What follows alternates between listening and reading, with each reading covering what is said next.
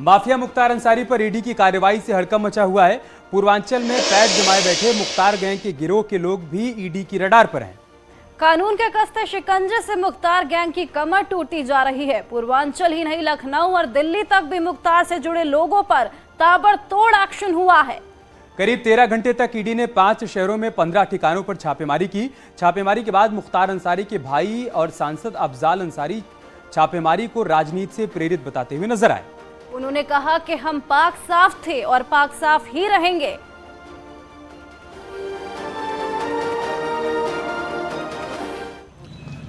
अब ये कार्रवाई तो उनकी थी, है घर तो हमारा है, हम तो अपने घर पे थे और घर पे हैं। आपके सवालों का जवाब दिए बगैर वो चले गए, आप उनसे पूछिए। इसे राजनीतिक छापा कहे या फिर अब आप सब समझ रहा है, कोई सब कुछ समझ रहा है, चाहे ईडी हो या सीबीआई हो या इनकम टैक्स। इसके अलावा भी कोई भी दुनिया की एजेंसी जो चाहे जांच कर ले।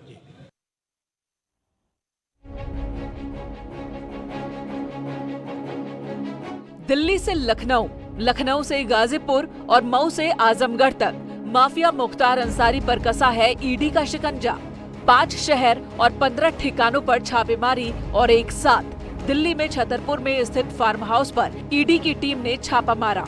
जनपद में मुख्तार के भाई अफजाल अंसारी के सरकारी बंगले पर भी छापेमारी हुई। दिल्ली स्थित 22 जनपद जो कोठी है ये सांसद अफजाल अंसारी का है और इस सरकारी आवास पर यहाँ पर जांच एजेंसी की टीम सर्च ऑपरेशन को अंजाम दे रही है। घर के अंदर आप देख सकते हैं, इस कोठी के अंदर में काफ़ी जो अर्धसैनिक बल जो है बकायदा वो मौके पे मौजूद है और इस वक्त में सर्च ऑपरेशन को अंजाम दिया जा रहा है। लखनऊ में ईडी की टीम ने एक साथ 3 ठिकानों पर छापेमारी की। लखनऊ के डालीबाग में मस्जिद वाली गली में मुख्तार अंसारी के साले तन्नू के फ्लैट पर छापा मारा गया। इसके अलावा टीम ने हुसैनगंज में भी छापेमारी की। जानकारी के मुताबिक टीम ने बैंक ट्रांजैक्शन के दस्तावेज जब्त किए हैं। डालीबाग इलाके में ही मुख्तार अंसारी और उसके तमाम करीबी और रिश्तेदारों के घर हैं और उन्हीं के ठिकानों पर ईडी की ये छापेमारी चल रही है। 2017 में जब योगी आदित्यनाथ की उत्तर प्रदेश में सरकार आई थी, उस वक्त से ही मुख्तार अंसारी के ऊपर कानून का शिकंजा कसा हुआ है। हालांकि वो उससे पहले से ही जेल में बंद था। गाजीपुर की बात कर लें, आजमगढ़ की बात कर लें, मऊ या पूर्वांचल के तमाम ऐसे जिले हैं जो कि मुख्तार का प्रभाव क्षेत्र माना जाता है। वहां पर मुख्तार के जो करीबी थे उनके ऊपर लगातार शासन प्रशासन ने कार्रवाई की। फिर वो चाहे मछली से जुड़ा हुआ कारोबार हो, चाहे नगर निगम और रेलवे के पीडब्ल्यूडी के ठेकों का कारोबार हो। ईडी ने 2021 में मनी लॉन्ड्रिंग का केस दर्ज किया था। आरोप है कि 2020 में मुख्तार ने जाली दस्तावेज तैयार कर सरकारी जमीनों पर कब्जा किया, धोखाधड़ी से संपत्ति हासिल की, धोखाधड़ी से विधायक निधि निकाली। इन्हीं 3 आरोपों के आधार पर मनी लॉन्ड्रिंग का केस दर्ज किया गया है। इस मामले में मुख्तार के भाई अफजाल अंसारी से 10 घंटे तक पूछताछ हो चुकी है। अब ईडी अंसारी परिवार के ग्लोरीज लैंड डेवलपर्स, विकास कंस्ट्रक्शन, अंसारी कंस्ट्रक्शन एंटरप्राइजेस के लेन देन का ब्यौरा देख रही है। इसके अलावा ईडी अलग अलग बैंकों में मौजूद 7 अन्य खातों की भी जांच कर रही है, क्योंकि आरोप है कि इन कंपनियों के जरिए ही मनी लॉन्ड्रिंग को अंजाम दिया गया। इस मामले में ईडी ने गाजीपुर में 4 ठिकानों पर छापेमारी की। गाजीपुर के 4 ठिकानों पर छापेमारी की है।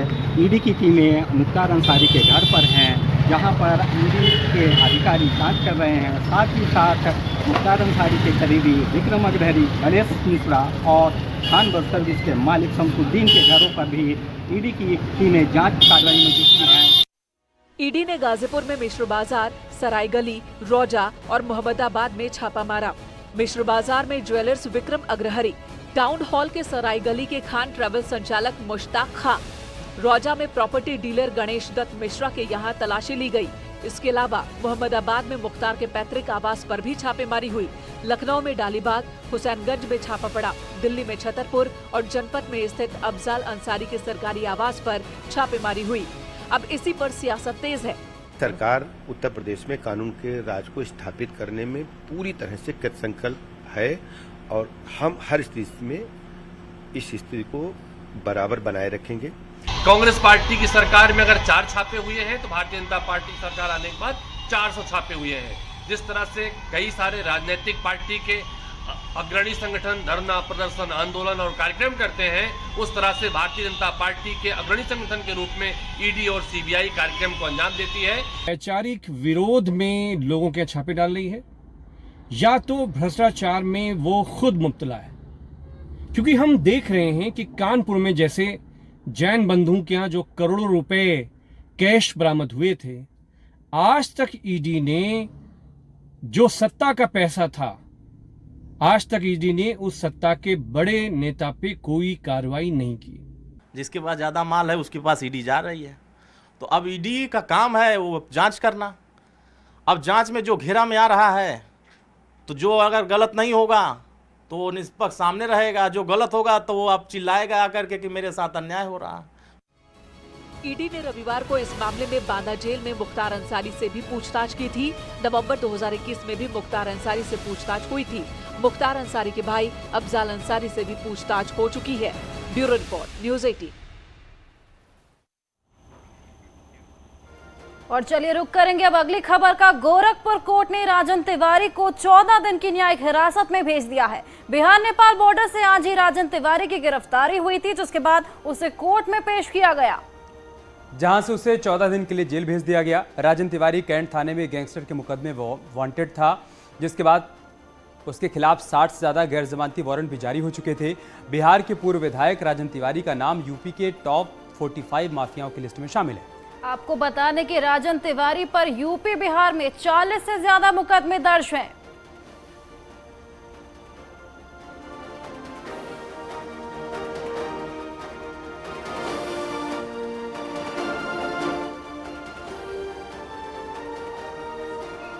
कैंट थाना गोरखपुर के एक वांछित बदमाश जो गैंगस्टर के मामले में राजेंद्र तिवारी जो वांछित थे, उसको आज कैंट पुलिस एवं हमारी एसओजी की टीम द्वारा आज उसको रक्सौल से गिरफ्तार कर कोर्ट में प्रोड्यूस किया है। वहाँ पे माननीय अदालत ने उनको 14 दिन की जुडिशियल कस्टडी में भेजा है। जमानत पर बाहर आजम खां क्या फिर से गिरफ्तार होंगे? क्योंकि पहले से 88 मुकदमों का सामना कर रहे आजम खां पर केस की संख्या बढ़कर 90 हो गई। आजम खान पर यतीम खाना केस में गवाह को धमकाने के आरोप में 2 केस दर्ज हुए हैं, जिस पर समाजवादी पार्टी लामबंद है। सवाल प्रशासन से लेकर राज्य की बीजेपी सरकार तक है।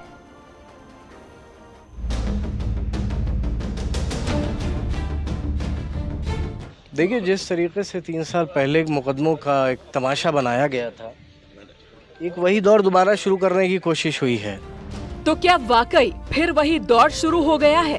क्या आजम खां पर दर्ज हो रहे केस राजनीति से प्रेरित हैं? पहले रामपुर में एसपी से मुलाकात और फिर मुरादाबाद में डीआईजी से मुलाकात करने पहुंचे अब्दुल्ला आजम ने जो कहा, उसमें कितनी सच्चाई है? पहले अब्दुल्ला आजम का बयान सुनिए।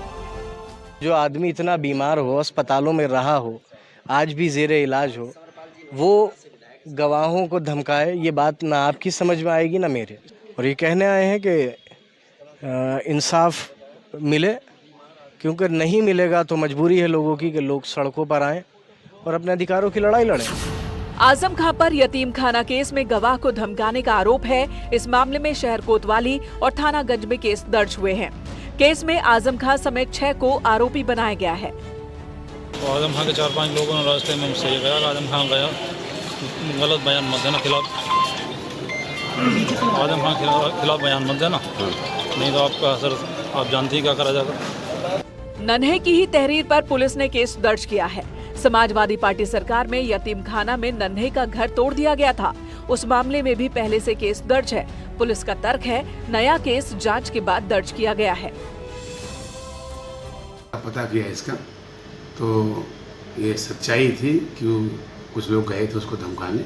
हमने कहा जो नियम सम्मत कार्रवाई होती है बनिए, करिए आप उसको। न्यायपालिका के कार्य में बाधा डालने की कोई ज़रूरत करेगा तो उसको उसी हिसाब से ठीक करेंगे। हाँ, आपको कोई दिक्कत होती हो, हम दबाव डालते हो तो बताइए। अब सवाल है कि फिर क्यों समाजवादी पार्टी कार्रवाई पर सवाल उठा रही है? सोशल मीडिया के तरकश से तीर चला रही है, सड़क पर अपना जोर दिखा रही है।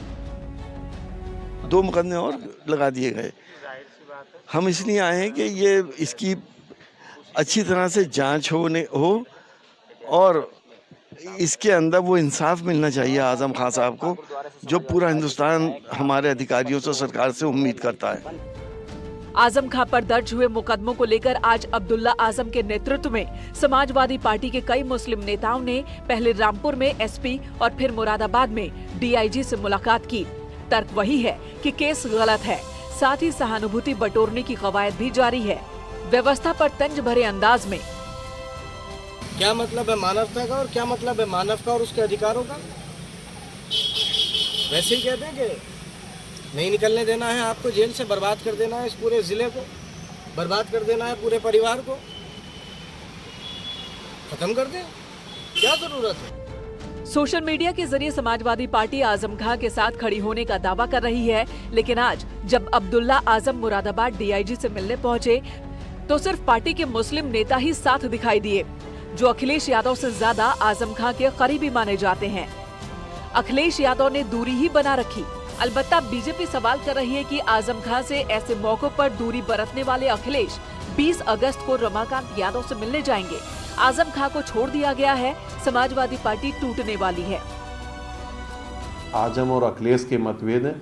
जब से ये सामने आया कि अखिलेश यादव मिलने रमाकांत यादव को जेल जाएंगे और अखिलेश यादव आजम से मिलने नहीं गए थे, तो एक वर्ग बट गया है उनके यहाँ। जो मुस्लिम सांसद विधायक हैं वो आजम की तरफ हैं, इसलिए वो आजम खां से मिलने चले गए और अखिलेश जी अब रमाकांत यादव से जेल में मिलने जाएंगे। समाजवादी पार्टी का ऐलान है कि अगर इंसाफ नहीं हुआ तो सड़क पर उतरेंगे। सवाल है क्या वाकई ऐसा होने वाला है, और 2 केस दर्ज होने के बाद क्या आजम खां फिर जेल जाएंगे। Bureau report, news 18।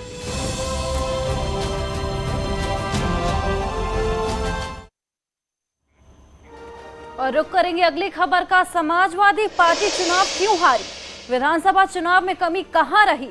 पीटीआई को दिए इंटरव्यू में अखिलेश यादव ने बड़ा बयान दिया है। उन्होंने चुनाव में हार के लिए चुनाव आयोग को जिम्मेदार ठहराया है। इंटरव्यू के दौरान अखिलेश यादव से सवाल किया गया कि लगातार चुनाव में हार का कारण क्या है। अखिलेश यादव ने कहा कि यूपी विधानसभा चुनाव, लोकसभा उपचुनाव में हार इसलिए हुई क्योंकि चुनाव आयोग ने बेईमानी की।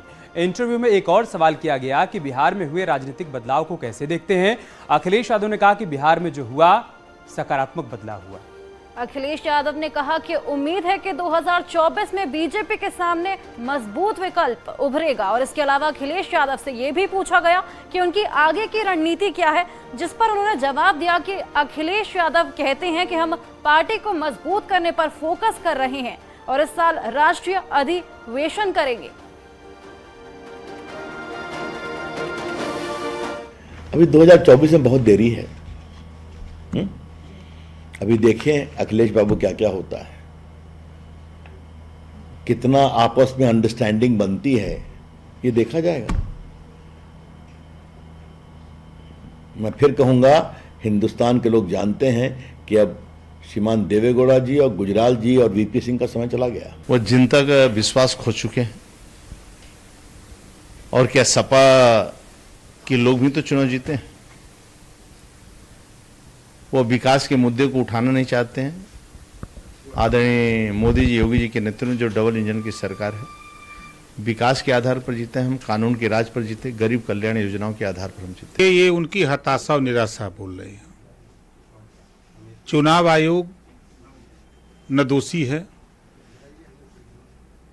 असफलता इस बात का द्योतक है कि सफलता के लिए प्रयास हमने पूरे मन से नहीं किया। टिकट बंटवारे, उनकी पार्टी, उनके लोग कहते हैं कि टिकट बंटवारे से हम लोग सैकड़ों सीट हारे हैं। अखिलेश जी की ये बात आंशिक रूप से सही है।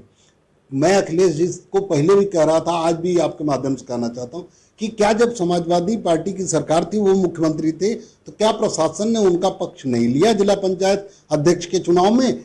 तमाम ईवीएम मशीनों की मेल फंक्शनिंग की बात आ रही है। इन सारी बातों पर इलेक्शन कमीशन को चाहिए कि व्यवहारिक और प्रमाणिक दस्तावेज उपलब्ध कराए, ताकि इलेक्शन कमीशन पर, देश की इलेक्शन की व्यवस्था पर आम आदमी का, अंतिम पायदान पर खड़े व्यक्ति का विश्वास कायम हो सके। गोरखपुर में कमहरिया घाट पर बने पुल के लोकार्पण के बाद सीएम योगी आदित्यनाथ बीजेपी के अनुसूचित जनजाति मोर्चे के 3 दिवसीय प्रशिक्षण शिविर के समापन समारोह में शामिल हुए। सीएम योगी ने इस कार्यक्रम में कहा कि बीजेपी और जनसंघ को जिन लोगों ने अस्तित्व में लाया, उन लोगों ने एक सपना देखा था, और वो सपना था समाज में अंतिम पायदान पर बैठे व्यक्ति को सशक्त करना, उन्हें समाज में ऊंचे पायदान पर पहुंचाना। और बीजेपी आज उन्हीं आदर्शों पर चल रही है। द्रौपदी मुर्मू का राष्ट्रपति बनना इसका सबसे बेहतर एग्जाम्पल है।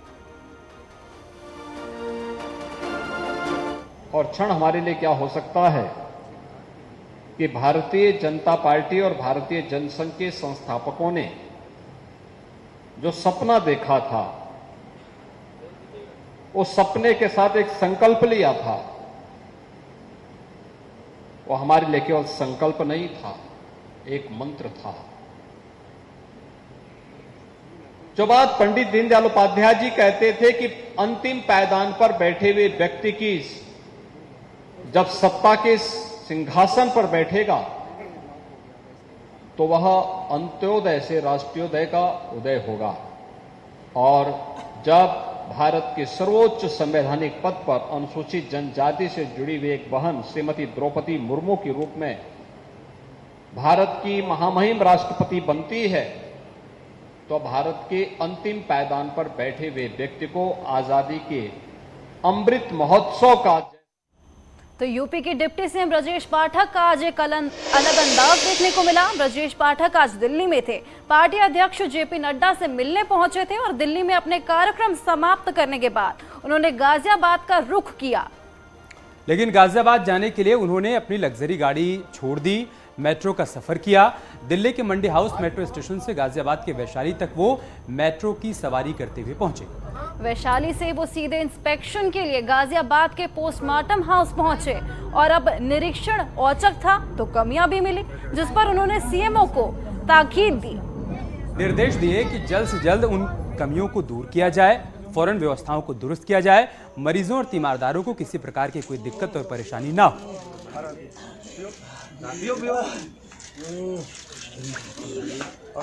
पोस्टमार्टम हाउस में हम आए हैं। यहाँ 4 लोगों की आकस्मिक मृत्यु दुर्घटना के कारण हुई है। मैंने श्रद्धांजलि सुमन अर्पित किए हैं, तत्काल पोस्टमार्टम कराए जाने के निर्देश दिए हैं। पोस्टमार्टम हाउस पे जो भी पीड़ित थे उनको तत्काल उनके घरों तक रवाना करने के लिए सब वाहन उपलब्ध कराया है और सभी चिकित्सकों से कहा है कि जो पीड़ित लोग हैं उनको तत्काल पोस्टमार्टम करके रवाना करें। एटीएस से पूछताछ में आतंकी संगठन जैश ए मोहम्मद से जुड़े मोहम्मद नदीम और हबीबुल इस्लाम ने कई बड़े खुलासे किए। पूछताछ में पता चला है कि आतंकियों ने नेटवर्क को 5 राज्यों तक फैला दिया था और वो इस नेटवर्क के जरिए जहर बो रहे थे। पूछताछ में यह भी पता चला है कि हबीबुल इस्लाम और मोहम्मद नदीम के तार गुजरात, महाराष्ट्र, झारखंड, कश्मीर से जुड़े हुए हैं। वहीं आजमगढ़ से गिरफ्तार सबाउद्दीन आजमी के तार किशनगंज, बिहार तक जुड़े हैं और वो देश से गैर इस्लामिक लोगों को मिटाने की हसरत पाले हुए थे।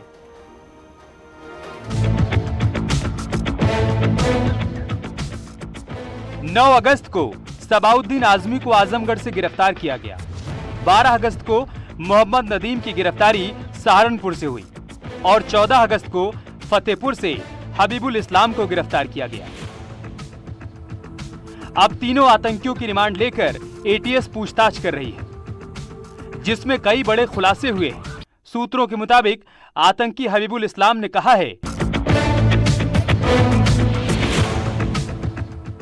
कि देश में गैर इस्लामिक लोगों को रहने का कोई अधिकार नहीं है, खासकर नुपुर शर्मा जैसे लोगों को बिल्कुल नहीं।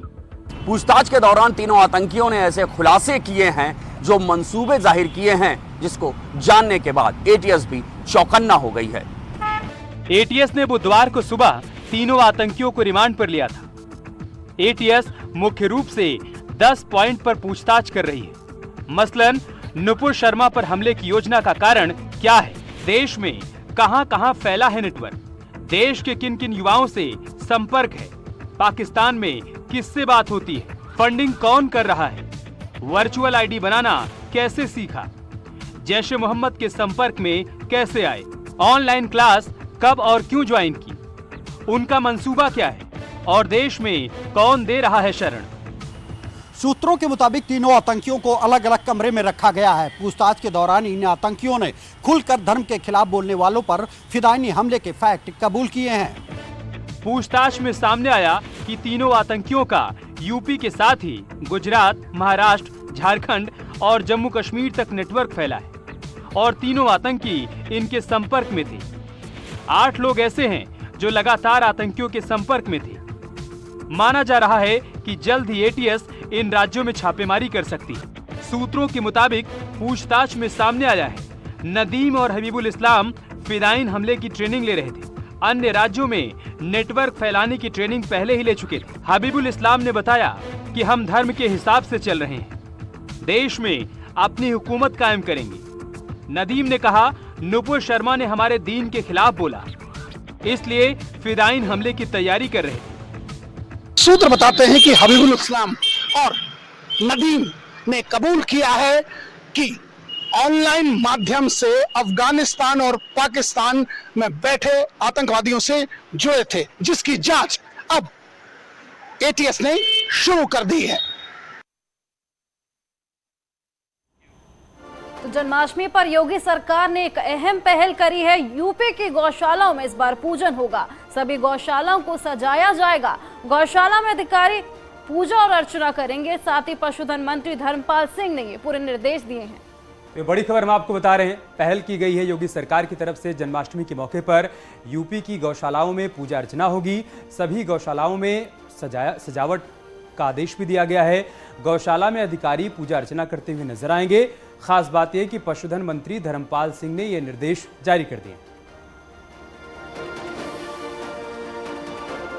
तो इस बार जन्माष्टमी के मौके पर एक नई पहल की गई है और इसके तहत गौशालाओं में सजावट की जाएगी, पूजा अर्चना की जाएगी गायों की, और इसके लिए बाकायदा पशुधन मंत्री की तरफ से निर्देश भी जारी कर दिया गया है।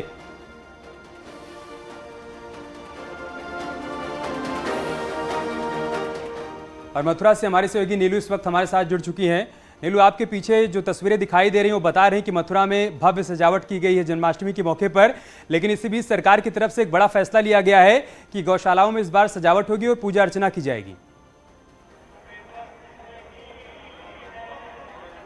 बिल्कुल, गौशालाओं में भी सजावट होगी अमित, और पूरा मथुरा नगरी इस वक्त सजा हुआ है। मैं अपने कैमरामैन से कहूंगी कि सबसे पहले हमारे दर्शकों को मथुरा मंदिर के दर्शन करवाएं, क्योंकि आज भीड़ बहुत ज्यादा है। चारों तरफ आपको श्रद्धालुओं का सैलाब दिखाई देगा, और ये जो लाइन आप देख रहे हैं ये पुरुषों की लाइन है और पीछे की तरफ महिलाओं की लाइन है, और ये लाइन इतनी ज्यादा लंबी है अमित की कहा नहीं जा सकता। चारों तरफ हम कह सकते हैं कि दूर दूर तक इसी तरह से स्थिति दिखाई दे रही है। नीरज, लोगों से बात करें और हमें बताएं कि लोगों में किस तरह का उत्साह इस वक्त बना हुआ है। बिल्कुल, लोगों में जबरदस्त उत्साह है हर्षा, और मैं चाहूंगी कि कुछ लोगों से भी आपकी बातचीत करवाएं। आप लोग यहाँ पर आई हैं पूजा के लिए, तो आपने पूजा कर लिया? यस मैम, अच्छे से पूजा की, आराम से दर्शन हो रहे हैं। आज तो हो रहे हैं, कल का पता। कल फिर आना है क्योंकि कल जन्माष्टमी, क्योंकि कृष्ण उत्सव कल है, जन्म कल होगा। यस मैम, कल भी आएंगे। कल भी आना है हमें दोबारा देखने। आप लोग यहीं के रहने वाले हो? हाँ, यहीं के रहने वाले हैं। आप भी? हाँ, मथुरा के हैं, चंदपुरी कॉलोनी के। भीड़ ज्यादा है लेकिन दिक्कत किसी तरह की नहीं है भगवान के दर्शन की? हाँ, कोई दर्शन। तो पूरे उत्साह के साथ लोग कान्हा की नगरी में पहुंचे। बहुत शुक्रिया आपका हमारे साथ जुड़ने के लिए नीलू, और तमाम जानकारी हम तक पहुंचाने के लिए। यहाँ वक्त एक छोटे से ब्रेक का। खबरों का सिलसिला लगातार जारी है।